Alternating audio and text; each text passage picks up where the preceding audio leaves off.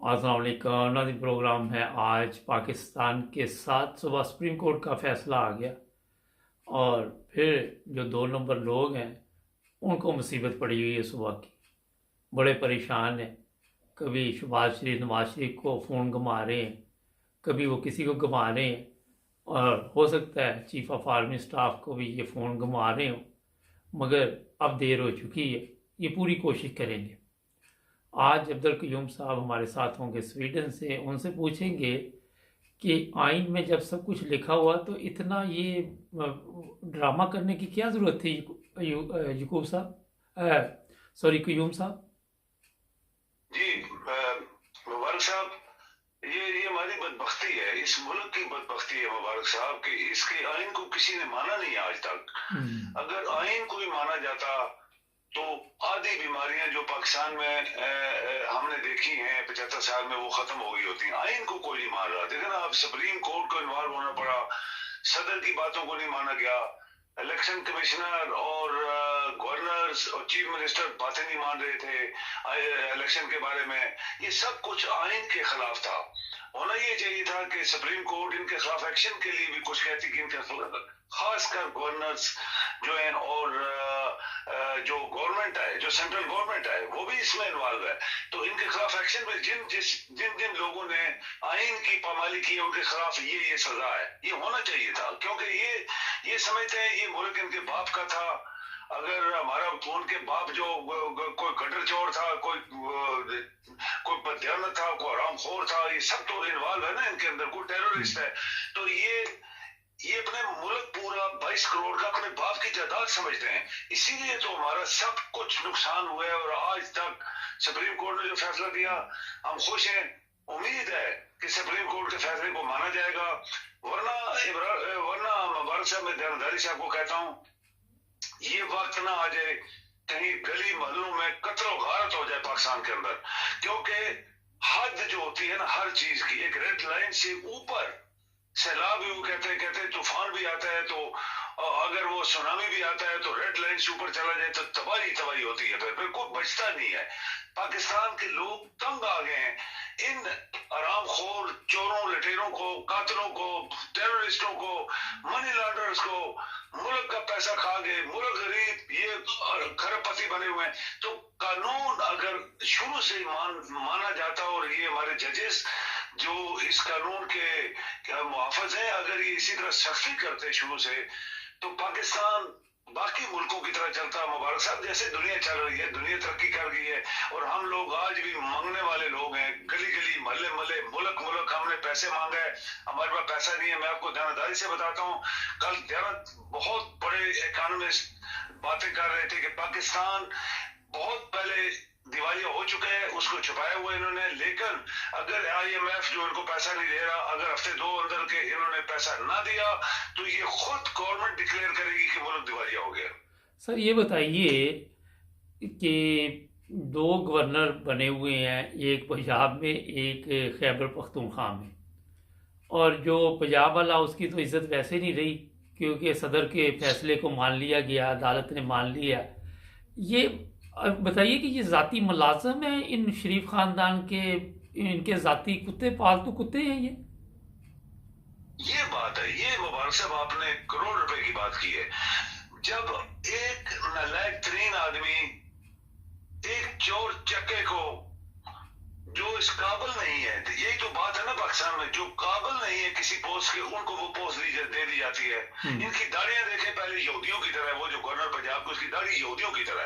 तो ये जब किसी का मुलाजिम हो के पाकिस्तान के ऊपर कब्जा करेंगे, तो फिर अदालतें दुनिया में, यहाँ जो हम लोग जो तरक्की याफ्ता ममालिक में बैठे हैं, ये हमारी खुशकिस्मती है मुबारक साहब, हम लोग तरक्की याफ्ता ममालिक में बैठे हैं जहाँ कानून की बालादस्ती है, कानून ही चलता है। कोई रिश्तेदारी को, बहन भाई को, चाचा मामा मासी वाला चक्कर नहीं है।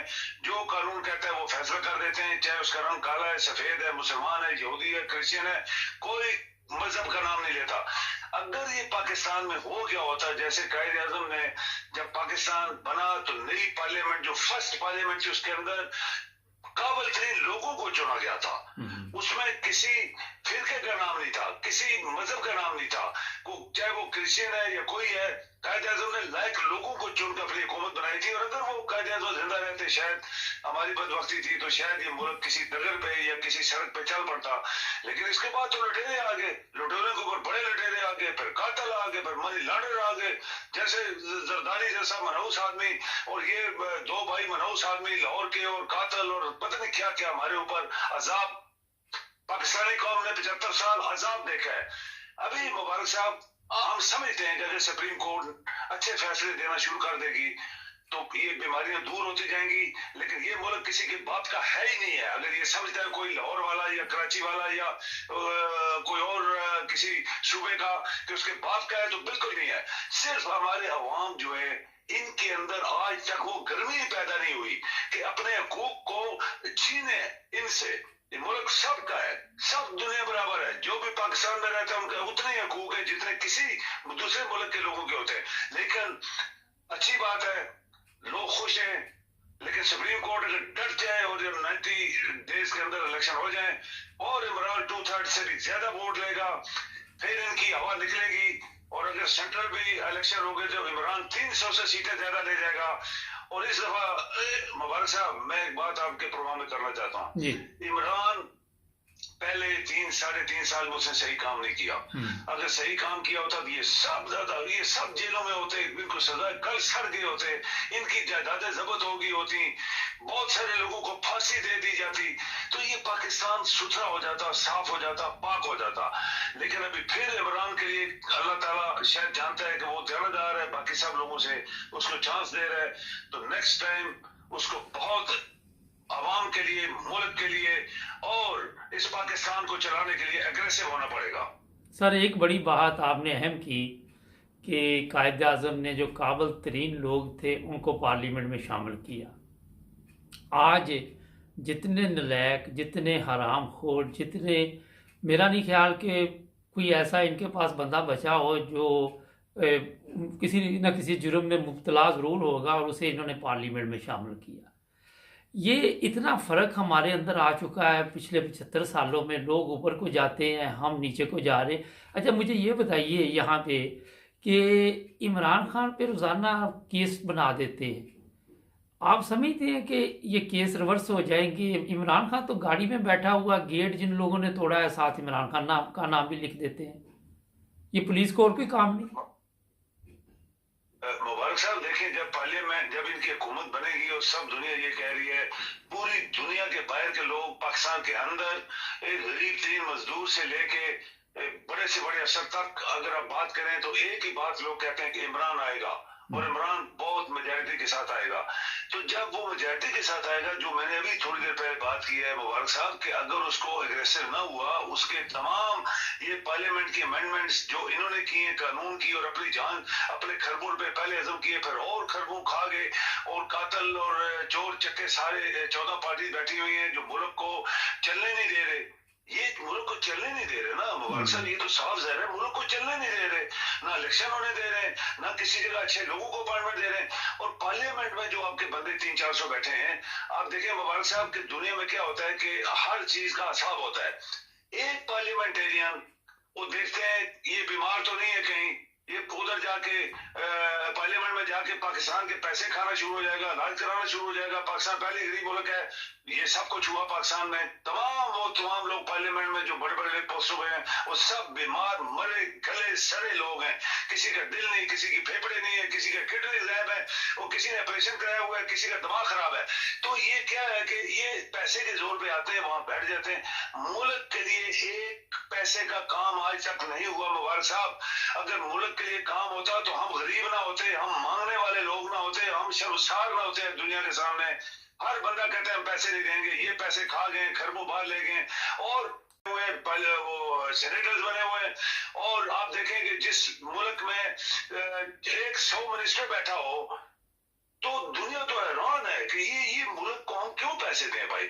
अच्छा, आप अमेरिका में देखें 15-16 मिनिस्टर्स हैं, आप बरतानिया में देखें कितने मिनिस्टर हैं, आप बड़े बड़े दुनिया के ममालिक जो तरक्की याफ्ता है 15-20 से ज्यादा किसी इन्होंने 100 रखे हुए हैं, क्योंकि मुल्क जिनके बाप का है। वो जितना पैसा जो आता है पाकिस्तान क्रिएट करता है या अंदर पैदा, वो सब ये खा जाते हैं। फिर पाकिस्तान को चलाने के उधार मांगते हैं, उधार आपको कोई दे नहीं रहा। पाकिस्तान दिवालिया हो चुका है। हमने बहुत प्रोग्रामों में बोला, बहुत पढ़े लिखे लोग, काबल तरीन जो इकोनॉमिस्ट, उन्होंने कह दिया है पाकिस्तान दिवालिया बहुत अरसे से हो चुका है। ये इसको धक्का मार के एक एक महीना हफ्ता हफ्ता चला रहे हैं।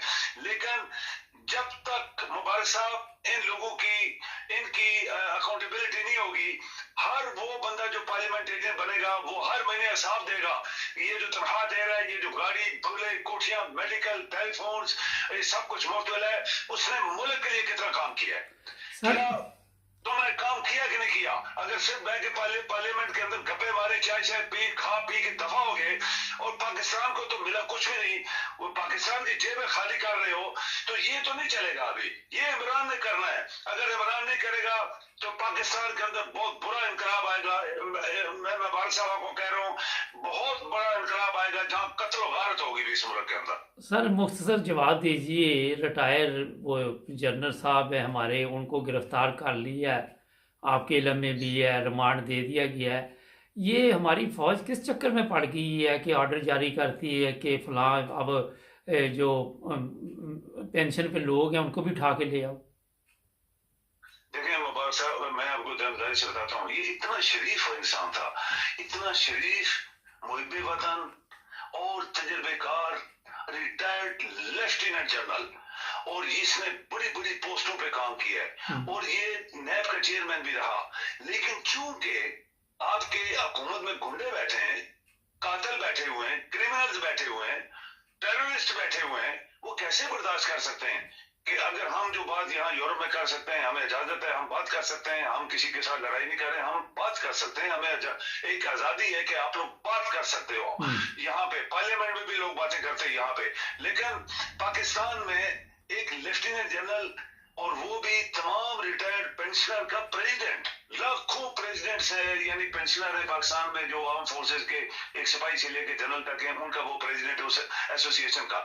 उसको इस तरह पकड़ा है जैसे एक चोर चक्के को पकड़ा जाता है, और पकड़ती भी पुलिस है। मुबारक साहब ये बात नोट करें, पुलिस पकड़ती है। हमने 75 साल में किसी जनरल को पुलिस के थ्रू पकड़वाते नहीं देखा, लेकिन आज हुआ है। ये किसने करवाया है, क्यों हुआ है? पाकिस्तान के अंदर इसकी डिवीजन होगी।